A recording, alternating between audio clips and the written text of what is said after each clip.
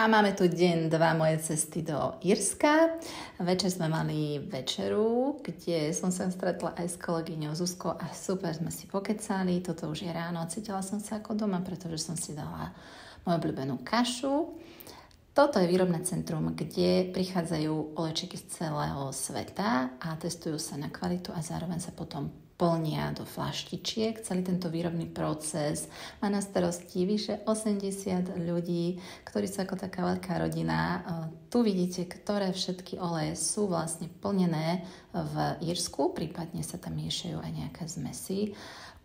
Vnútri sa nedalo veľmi veľa točiť, ale tu nám aspoň takto ukázali, ako vo veľkých takých bareloch sa vlastne tie olejčeky prelievajú. Tu nás pustili do laboratórií, kde sa prevádza 14 testov na kvalitu esenciálnych olejov. Dokonca keď už sú aj tie olejčeky zabalené, tak ešte sa vytiahnu tesne pred shippingom a znova sa testujú na kvalitu, či všetko ostalo tak, ako má byť.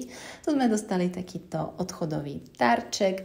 Toto je naša skupinka z celej Európy. No a po obede sme mali ani nie tak prednášky, ale mohli sme si sadať do okrúhlych stolov a konektovať sa vlastne s kolegami z celej Európy. Tu som sedela s kolegyňou z Izraela aj z Maďarska, bolo to super.